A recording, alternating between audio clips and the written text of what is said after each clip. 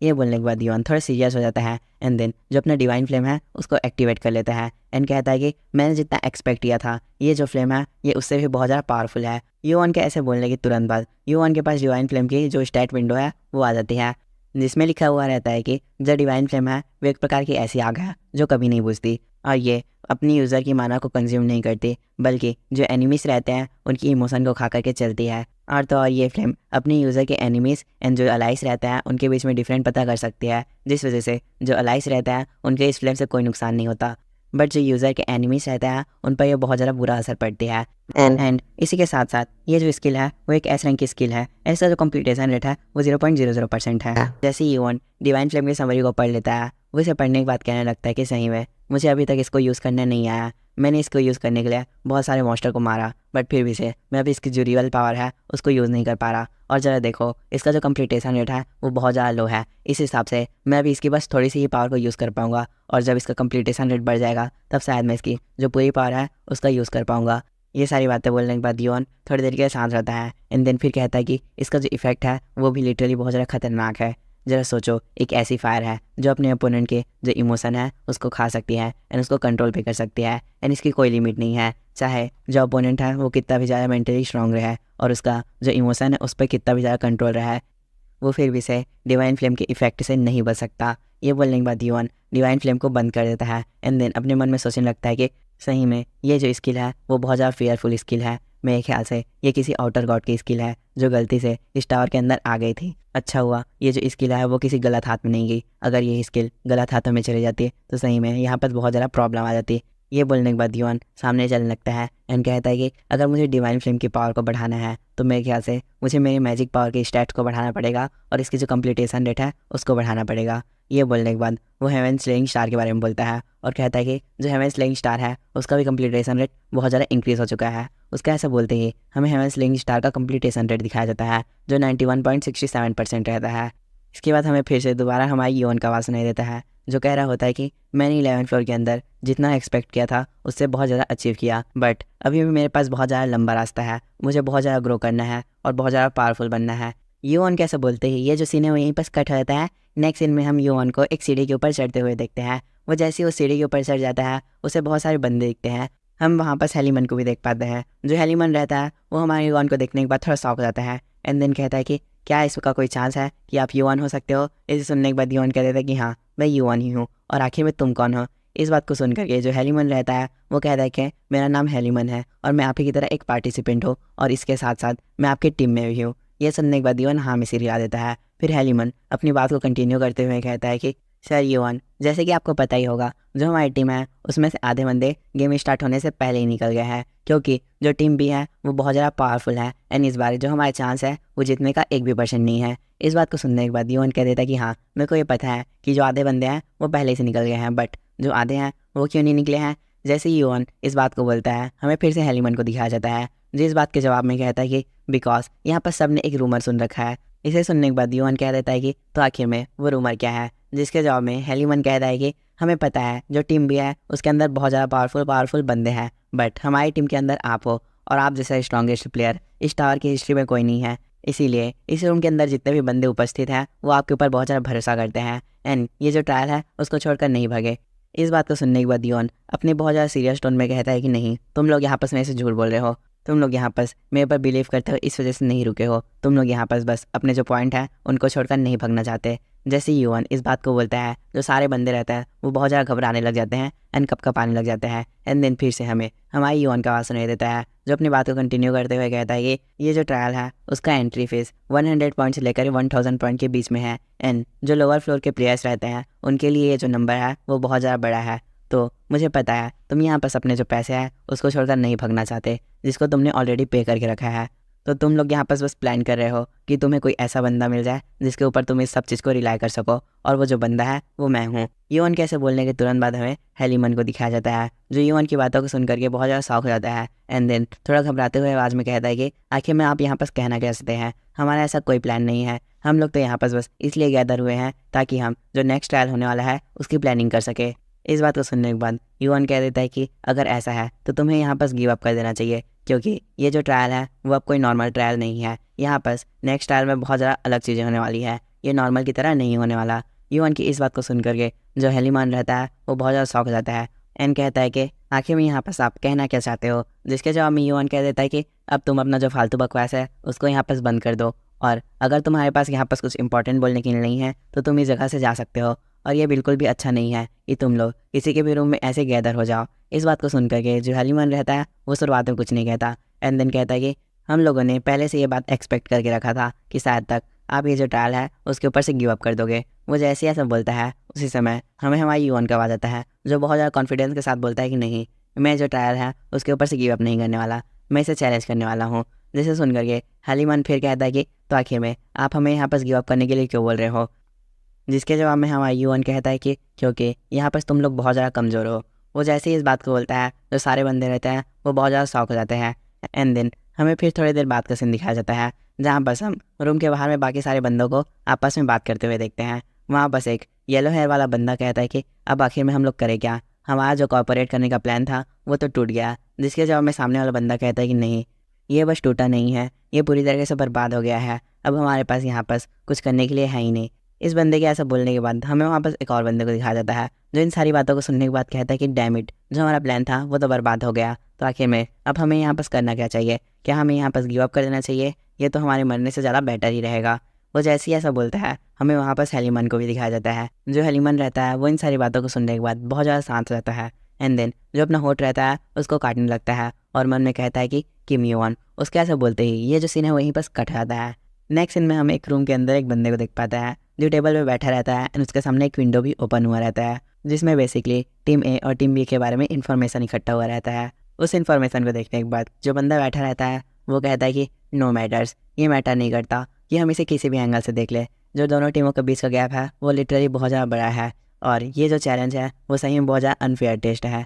मेरे को तो यूएन के लिए बहुत ज़्यादा बुरा लग रहा है क्योंकि आखिर में उसे ऐसा स्थिति पे आना पड़ रहा है। ये बोलने के बाद वो बंदा अपना जो स्टेटस विंडो रहता है उसे बंद कर देता है एंड देन हमें इसका नाम बताया जाता है जो रहता है हाइप्नोस, जिसके बारे में जो हमारा यूएन है वो पहले भी बात कर रहा था। एंड इसी के बाद हमें यहाँ पर बताया जाता है कि जो हाइप्नोस है वो 11 फ्लोर के ट्रायल का एडमिनिस्ट्रेटर है।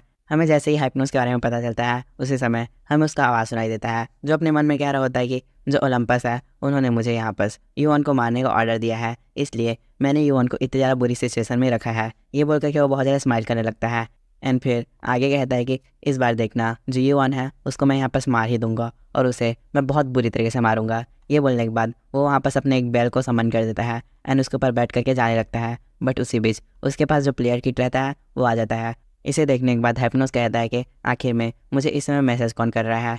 ये बोलने के बाद वो प्लेयर किट के अंदर देखने लग जाता है तो प्लेयर किट में हेरा लिखा रहता है। इसे देखने के बाद जो हाइप्नोस रहता है वो थोड़ा हैरान हो जाता है एंड कहता है कि हेरा। उसी के बाद हमें हेरा के बारे में बताया जाता है। जो हेरा है वो ओलंपस के टॉप 8 हाई रैंकर में से एक है और वो इसके साथ ओलंपस की किंग जियोस की एक वाइफ भी है।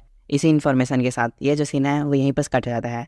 नेक्स्ट सीन में हम एक डार्क फॉरेस्ट को देख पाते हैं। वहाँ हमें हमारी यूएन को दिखाया जाता है जिसके सामने में एक बहुत बड़ा विंडो खुला रहता है जिसमें बेसिकली जो टीम है उनकी इन्फॉर्मेशन लिखी रहती है। हम वहाँ पर ये देख पाते हैं कि जो टीम ए है उसमें टोटल 51 पार्टिसिपेंट्स हैं और जो टीम बी है उसमें टोटल 200 पार्टिसिपेंट्स हैं। इस चीज़ को देखने के बाद जो यूएन रहता है वो अपने मन में कहने लगता है कि जरा देखो जो टीमें हैं उसमें बस 51 पार्टिसिपेंट्स हैं, मैंने जितना सोचा था उससे ज़्यादा ही लोगों ने यहाँ पर गिव अप कर दिया है। यूएन इन सारी बातों को सोच ही रहा होता है कि उसी बीच हमें वहाँ पर हाइप्नोस का आवाज़ सुनाई देता है जो कह रहा होता है कि हेलो एवरीवन। वो जैसे ही ऐसा बोलता है हमारा यूएन सामने देखने लगता है तो हमें उसके सामने हाइप्नोस को दिखाया जाता है जो अपने बैल से उतरता है और सब लोग को अपना इंट्रोडक्शन देते हुए कहता है कि हेलो, मेरा नाम हाइप्नोस है एंड मैं इस 11 फ्लोर के ट्रायल का इंस्ट्रक्टर हूँ। वो ऐसा बोलने के बाद थोड़ा सामने बढ़ जाता है एंड देन फिर कहता है कि जो देखो जो टीमें हैं उसमें मेरे को बहुत ज़्यादा चेंजेस लग रहे हैं, इसमें के जो बहुत सारे प्लेयर्स हैं वो पहले से ही निकल चुके हैं।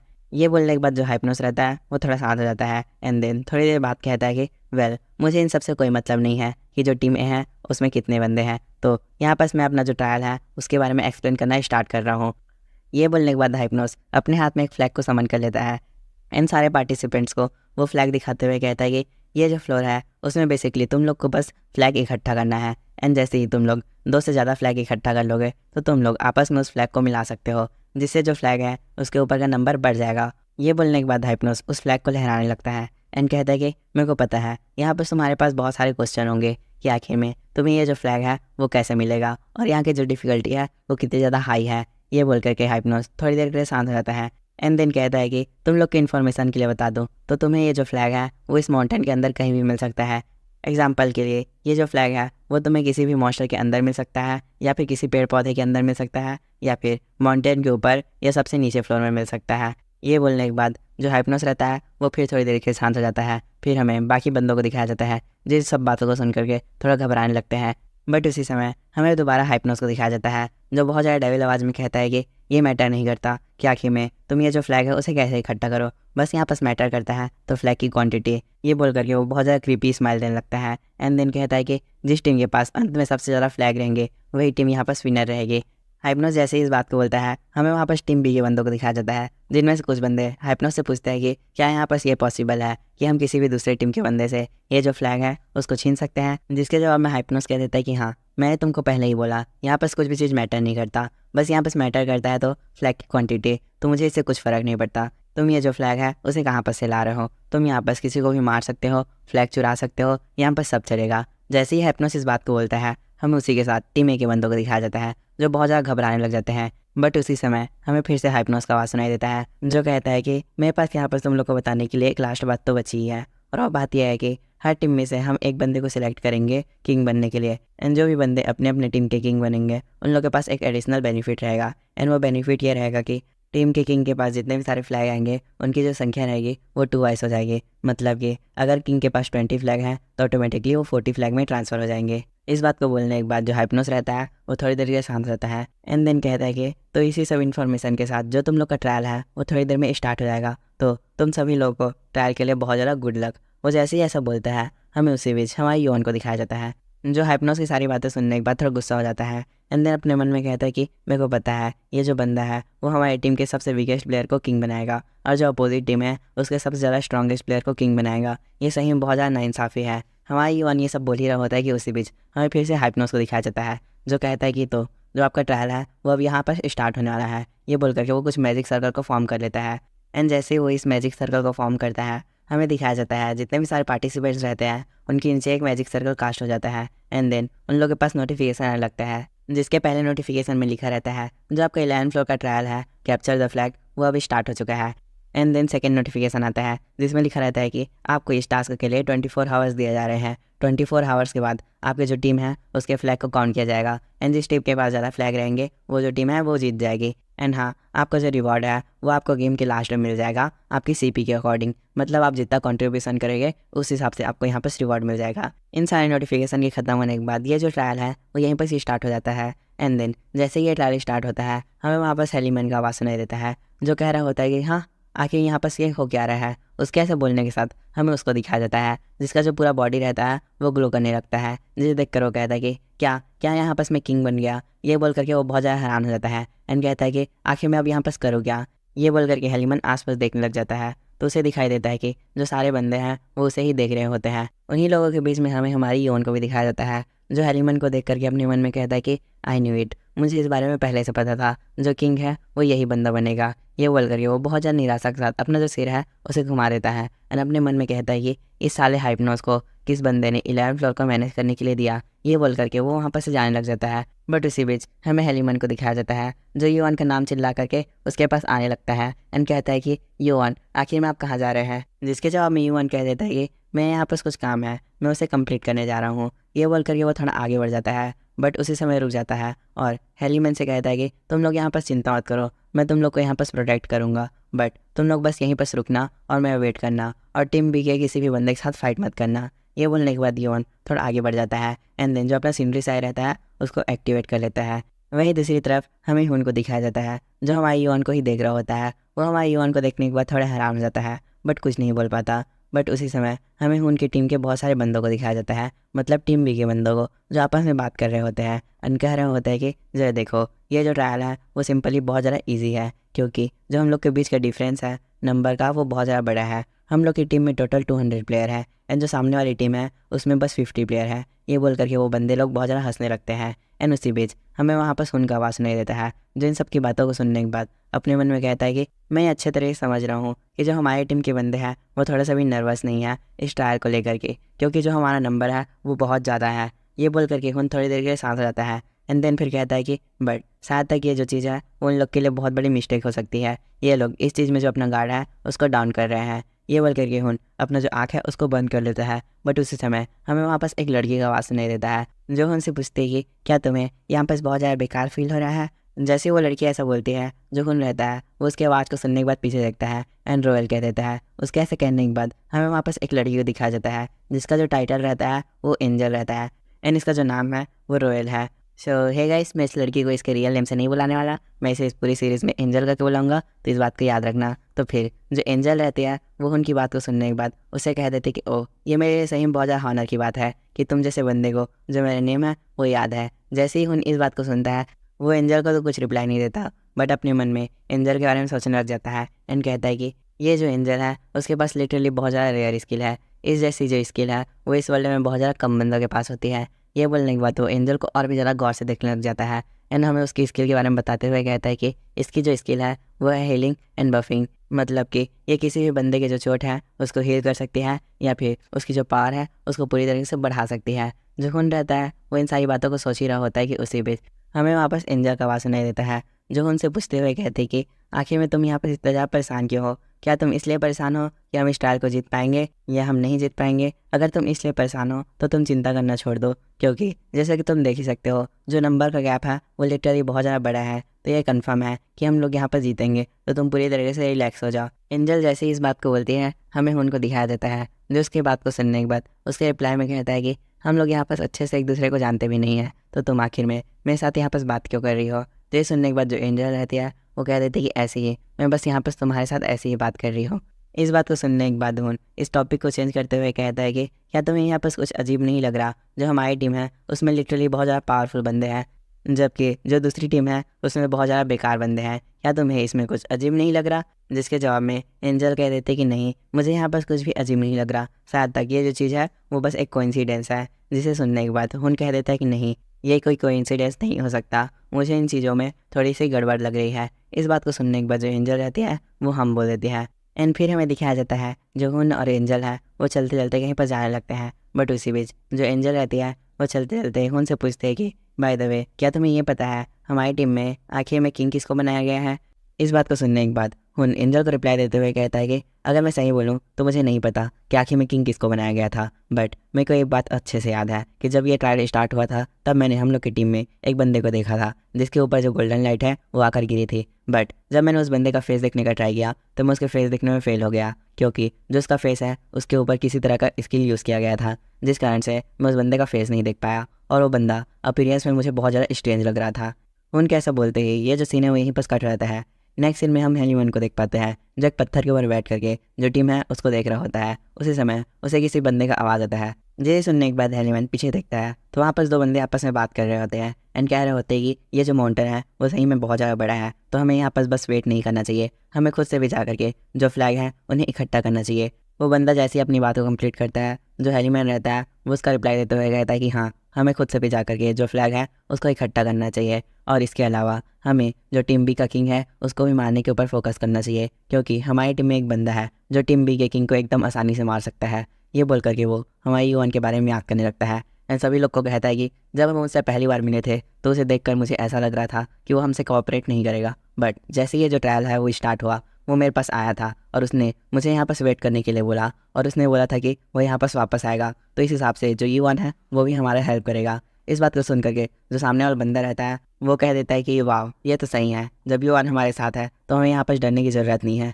तो फिर क्या हम अपनी जो टीम है उसको सेपरेट कर ले और फ्लैग को ढूंढने के लिए निकल जाए। इस बात में सारे बंदे एग्री हो जाते हैं एंड देन वो जो अपना टीम है उसको सेपरेट कर लेते हैं एंड फ्लैग को ढूंढने के लिए वो जो जंगल है उसके अंदर चले जाते हैं। वो लोग जैसे ही जंगल के अंदर जाते हैं ये जो सीन है वो यहीं पर कट रहता है। नेक्स्ट सीन में हमें कुछ देर बाद का सीन दिखाया जाता है जहाँ पर हम यूएन के टीममेट्स को देख पाते हैं जो लोग जंगल के अंदर आगे रहते हैं और वो लोग किसी चीज़ को देख करके बहुत ज़्यादा डर जाते हैं।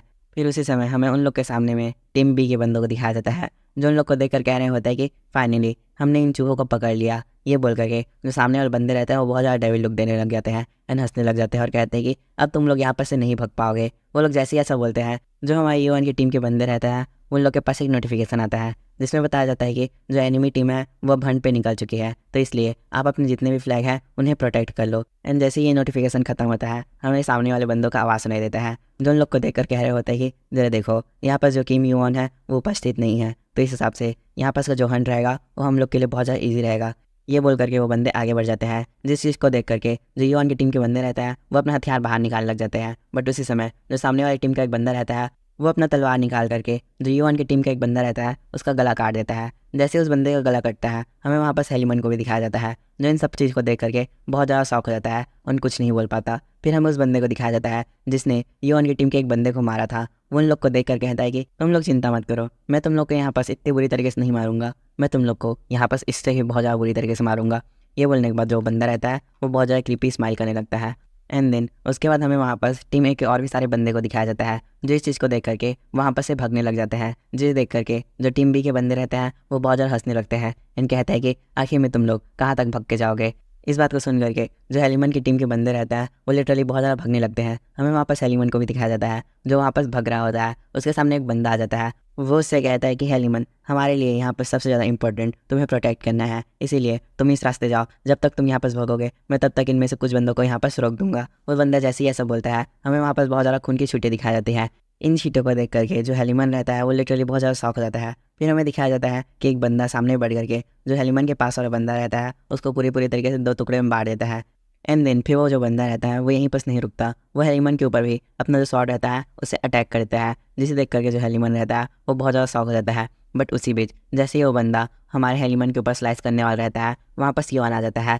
योन जैसे ही वहाँ पर आता है वो अपना मिड नाइट रिशील को बाहर निकाल के जो सामने वाला बंदा रहता है उसको 2 टुकड़ों में बांट देता है। एंड जो हेलीमन रहता है उससे कहता है कि मैंने तुमसे वहाँ पर बोला था कि तुम वहीं पर रुक के मेरा वेट करो, पर तुमने मेरी बात को नहीं सुनी। इस बात को सुनने के बाद जो हेलीमन रहता है वो उसका रिप्लाई नहीं देता है एंड बहुत ज़्यादा खुशी से रोने लगता है एंड कहते हैं कि यू आंसर आप यहाँ पास आ गए मेरे को बचाने के लिए। इस बात को सुनने के बाद जो यून रहता है वो कुछ नहीं कहता एंड यून को देख करके जो टीम बी के बंदे रहते हैं वो लिटरली बहुत ज़्यादा डरने लग जाते हैं एंड कहते हैं कि हाँ क्या ये जो बंदा है वो यून है। जैसे ही एक बंदा इस बात को बोलता है उसके बगल वाला बंदा उसका रिप्लाई देते हुए कहता है कि डैम इट, मैं कंफर्म हूँ ये जो बंदा है वो यून है, तो इस हिसाब से अब हमें इस जगह से भाग जाना चाहिए। वो बंदा जैसे ही इस बात को बोलता है जो टीम बी के बंदे रहते हैं वो सारे यहाँ पर से भागने लग जाते हैं, जिसे देख करके जो यून रहता है वो भी उन लोग के पीछे जाने लगता है। बट उसी समय हमें टीम बी के एक बंदे को दिखाया जाता है जो कहता है कि जरा देखो जो सामने वाले बंदे हैं वो बहुत ज़्यादा कम नंबर में है, अगर हम लोग सब लोग एक साथ मिल करके यून के ऊपर अटैक करें तो हम यून को मार सकते हैं। ये बोलने के बाद वो बंदा हमारे यून की तरफ अपने वेपन से अटैक कर देता है,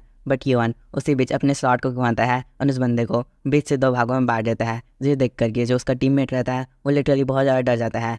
इसी के बाद हमें हमारे यून को दिखाया जाता है जो लिटरली बहुत ज़्यादा डेविल लुक देने लगता है एंड देन वो उस बंदे के ऊपर अटैक कर देता है। बट उसी बीच जो बंदा रहता है वो अपना फ्लैग को आगे कर देता है एंड यून से कहता है कि प्लीज़ सर मेरे को यहाँ पास मत मारिए एंड इसके बदले मेरे ये जो फ्लैग है उसको आप प्लीज़ ले लीजिए। इस बात को सुनने के बाद यून कुछ नहीं कहता एंड जो उसका फ्लैग है उसको ले लेता है। जैसे ही यून उसका फ्लैग को लेता है उसके पास 2 नोटिफिकेशन आते हैं। पहले नोटिफिकेशन में बताया जाता है कि आपने यहाँ पास 2 फ्लैग ऑब्टेन किया है एंड सेकंड नोटिफिकेशन में बताया जाता है कि आपको यहाँ पास 20 अटैक पॉइंट मिले हैं। एंड जैसे ये जो नोटिफिकेशन है वो खत्म होता है हमें टीम बी के बाकी बंदों को दिखाया जाता है, जिनमें से एक बंदा फिर आगे आकर के जो यून है उसको फ्लैग दे देता है, जिसे देख करके जो टीम बी के बंदे रहते हैं वो बहुत ज़्यादा शौक रहते हैं। एंड देन यून बहुत ज़्यादा डेविल लुक देते हुए उन सबको कहता है कि आखिर में अब तुम लोग का क्या करना है, क्या तुम लोग यहाँ पर मरना चाहते हो या जो अपना फ्लैग है उसे अच्छे तरीके से मेरे हाथों में देना चाहते हो। इस बात को सुनने के बाद जो टीम बी के बंदे रहते हैं वो लिटरली बहुत ज़्यादा घबराने लग जाते हैं। उसके बाद हमें उन बंदों में से एक का आवाज़ सुनाई देता है जो बाकी बंदों से बात करते हुए कहता है कि क्या हमें जो अपने जितने भी फ्लैग हैं उसे इस बंदे को दे देना चाहिए।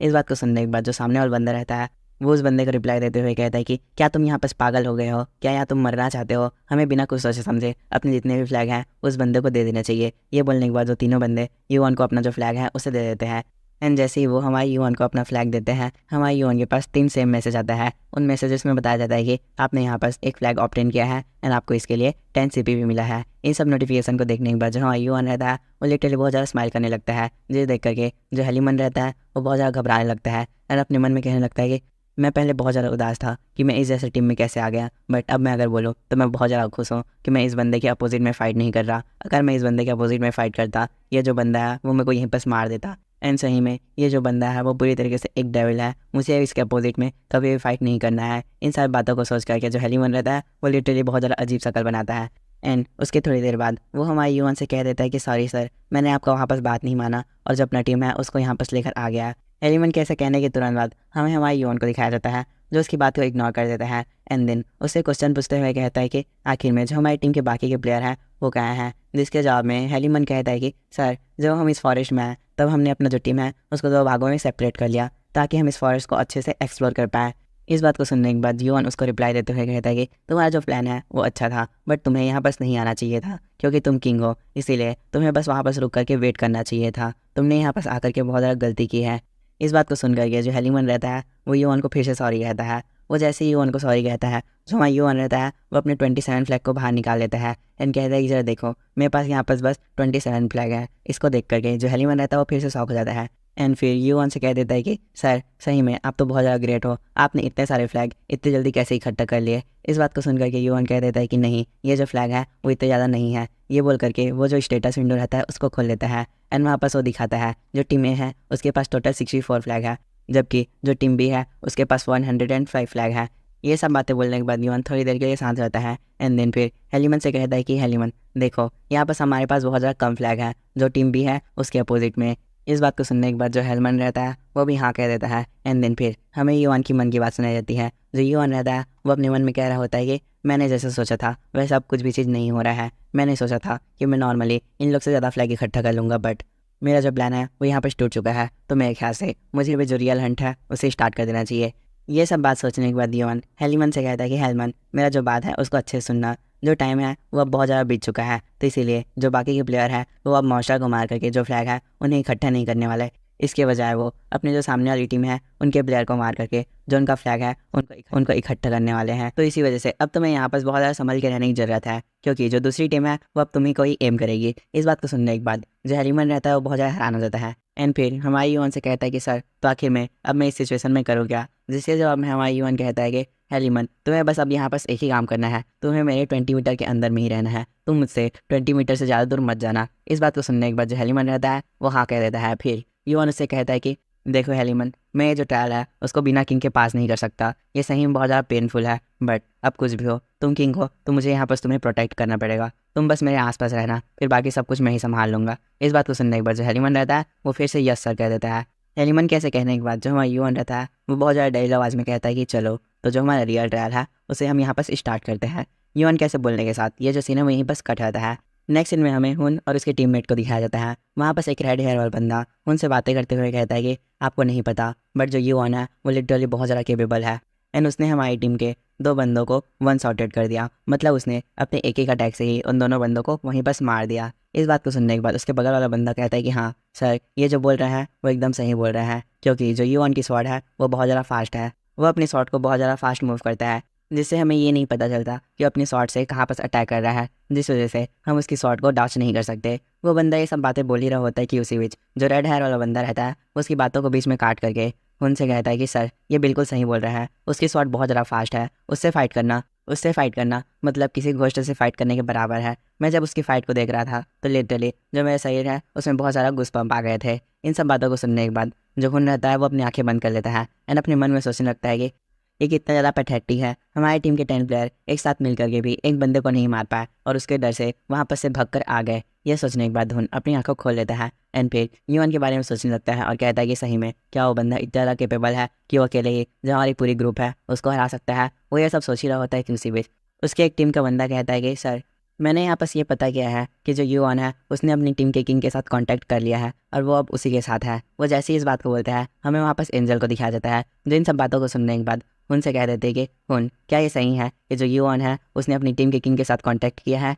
इस बात को सुनने के बाद हुन कह देता है कि हाँ, ये सही इन्फॉर्मेशन है क्योंकि जो मेरी टीम के बंदे हैं वो कभी भी झूठ नहीं बोलते। वो जैसे ही ऐसा बोलता है हमें उसके बाद फिर से एंजल का आवाज़ सुनाई देता है, जो उनकी बातों को सुनने के बाद उससे कह देते कि ये तो बहुत ज़्यादा बढ़िया है कि जो यूएन है वो अपनी टीम के किंग के साथ है। अगर वो उसके साथ है तो वो पूरे ट्रायल के दौरान अपने जो टीम का किंग है उसे प्रोटेक्ट करने का ट्राई करेगा, तो शायद तक हम इस मौके का फ़ायदा भी उठा सकते हैं यूएन को डिफीट करने के लिए। ये बोलने के बाद एंजल थोड़ी देर के लिए शांत जाती हैं एंड देन फिर उनसे कहती कि अब हमारे पास बस एक ही काम है जो हमें यहाँ पास करना चाहिए। हमें सबसे पहले अपने जितने भी स्ट्रॉन्गेस्ट प्लेयर हैं उन सबको कांटेक्ट करके यहाँ पास बुला लेना चाहिए। इस बात को सुन करके उन कहता है कि क्या तुम वही करने का ट्राई कर रही हो जो मैं सोच रहा हूँ। जिसे सुनने के बाद जो एंजल रहती है वो अपना बहुत ज़्यादा पावर रिलीज करने लगती है, जिसे देख करके जो सारे बंदे रहते हैं वो लिटरली बहुत ज़्यादा शॉक होने लगते हैं। एंड देन फिर जो एंजल रहती है वो कहती है कि हाँ, तुम जो सोच रहे हो अब मैं वही करने का ट्राई करने वाली हूँ। ये बोल करके वो बहुत ज़्यादा डेविल लुक देने लगती है। एंड फिर वो कहते हैं कि चलो, तो जो हमारा यूवन और किंग को हंट करने का मिशन है उसे हम स्टार्ट करते हैं। उसके ऐसे कहने के बाद ही ये जो सीन है वहीं पर कट हो जाता है।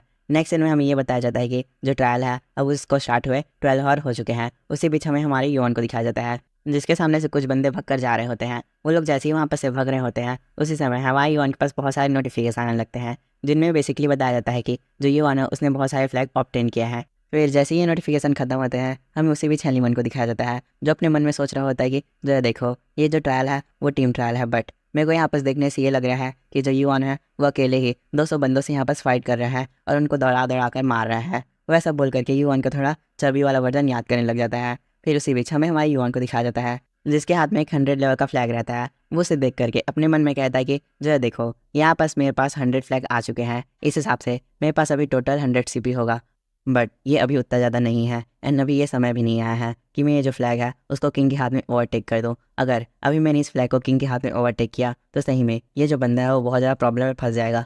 ये सोचने के बाद दियोन हेलीमैन की तरफ देखने लग जाता है। एंड देन फिर अपनी बात को अपने मन में कंटिन्यू करते हुए कहता है कि जब लास्ट समय आएगा तब मैं इसको सारे फ्लैग को हैंड ओवर कर दूंगा, जिससे कोई भी इससे फ्लैग को ना छीन पाए। वो ऐसा सोच ही रहा होता है कि उसी बीच हमें वापस हेलीमैन का आवाज़ नहीं देता है, जो कह रहा होता है कि देखो, यहाँ पास आसपास जितने भी बंदे हैं वो सब लोग मेरे से डर रहे हैं, क्योंकि मैं यहाँ पर तुम्हारे साथ कांटेक्ट बनाकर रखा हूँ और कोई भी मेरे पास आने का हिम्मत नहीं कर रहा है। एंड जैसे ही जो टीम बी के बंदे हैं वो तुम्हें देखते हैं, वो तुम्हें देखने के बाद ही तुरंत अपना जो फ्लैग है वो तुम्हें हैंड ओवर कर देते हैं, वो फाइट भी नहीं करते। इस बात को सुनने के बाद युवन थोड़ा हैरान हो जाता है। एंड देन अपने मन में कहता है कि जो देखो, इस बात पे मैंने तो ध्यान ही नहीं दिया था कि अभी तक हम जितने भी टीम बी के प्लेयर से मिले हैं वो लोग बस मेरा चेहरा देखने के बाद जो अपना फ्लैग है वो मुझे दे देते हैं। वो लोग मेरे से बात भी नहीं करते एंड फाइट भी नहीं करते, तो आखिर में ये हो कैसे रहा है?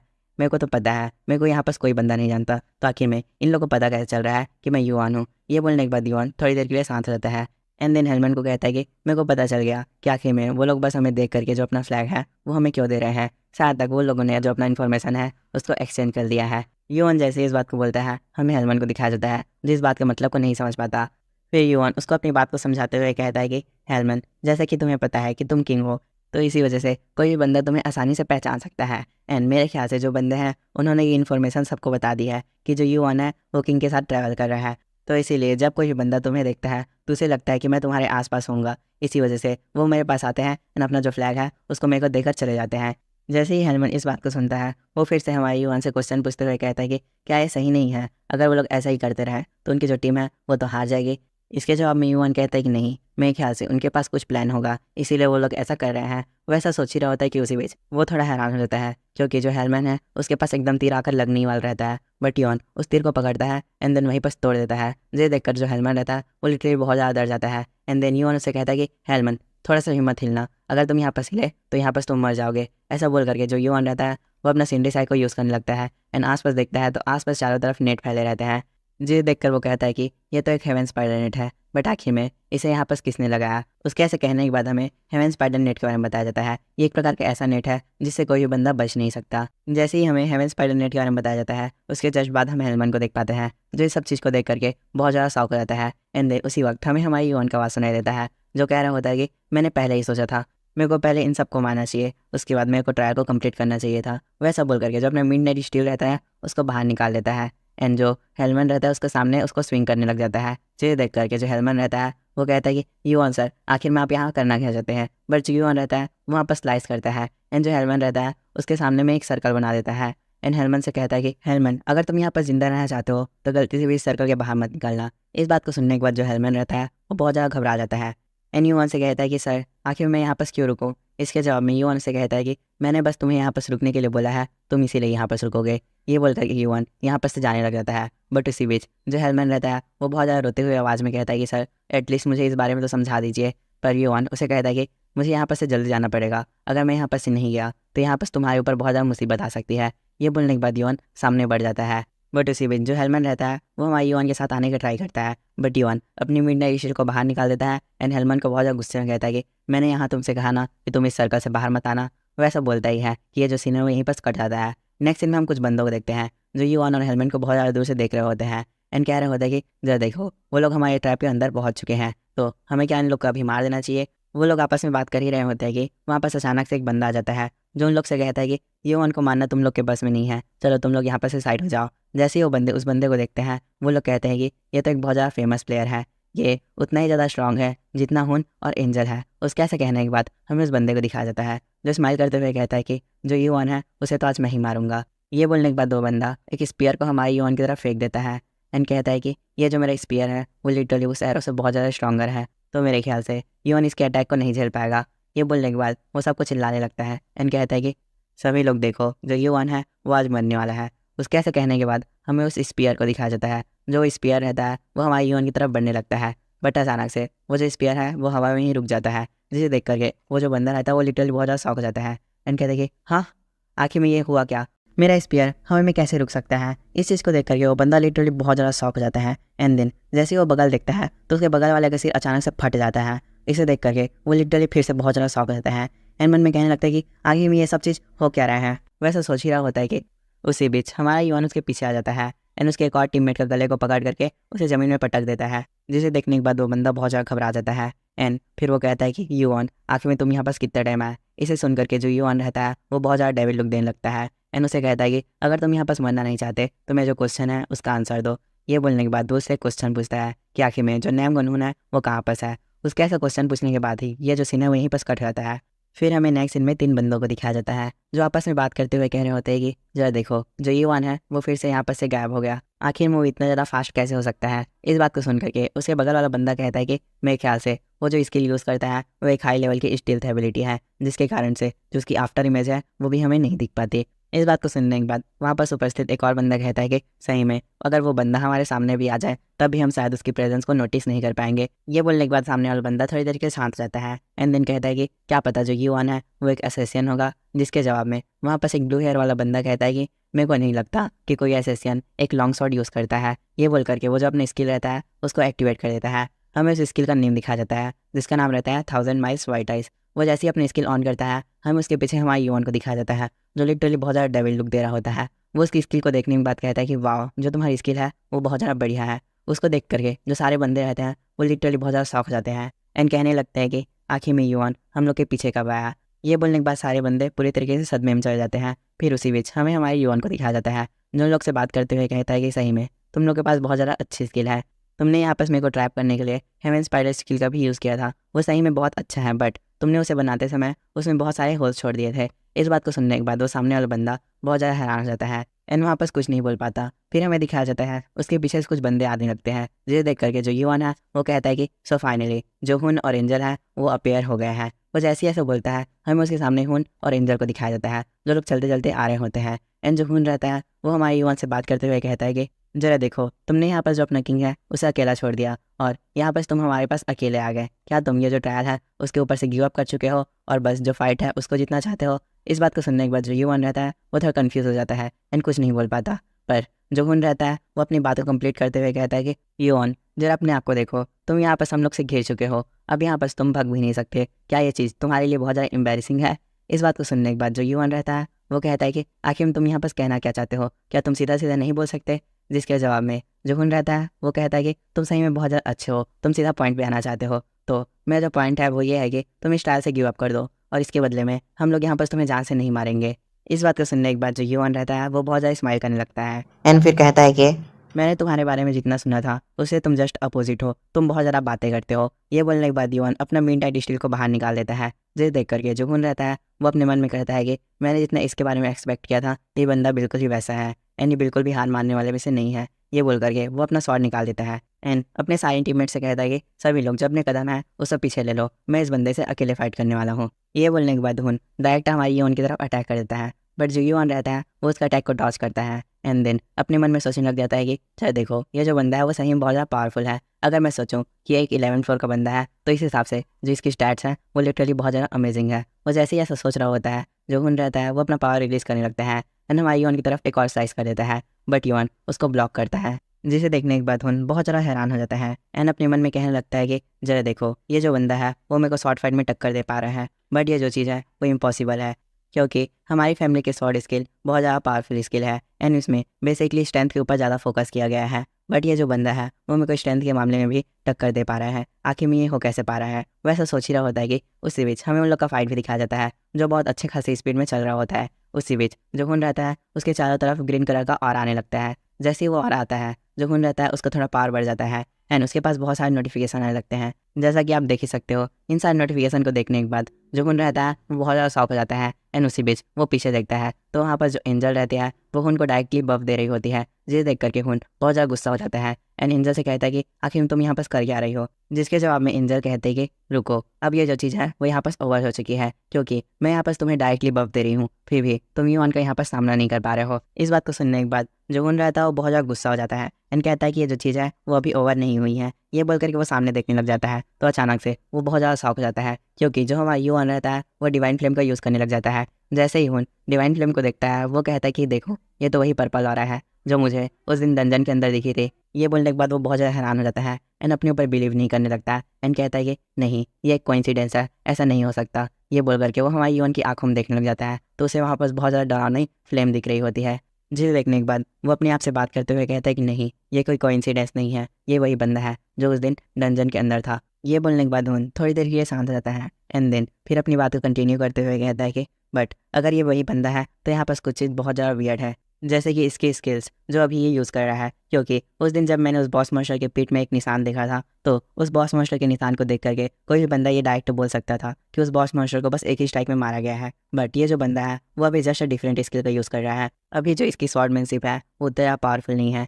कि वो उस जैसे मास्टर को बस एक ही अटैक में काट सके। ये बात बोलने के बाद हुन थोड़ी देर के लिए शांत हो जाता है एंड देन अचानक से वो बहुत ज़्यादा हैरान हो जाता है एंड अपने मन में कहने लगता है कि नहीं, ऐसा नहीं हो सकता, क्या ये बंदा इतनी देर से मेरे साथ खेल रहा था। वो ऐसा सोचने के बाद बहुत ज़्यादा सदमे में चला जाता है एंड देन उसके बाद हमें एंजल को दिखाया जाता है जो हमारे यून और उनकी फ़ाइट को दूर से देख रही होती है। वो दूर से देख करके इस फाइट को बहुत ज़्यादा हैरान हो जाती है एंड कहती है कि आखिर में ये जो बंदे हैं उन लोगों ने फाइट करना स्टॉप क्यों कर दिया।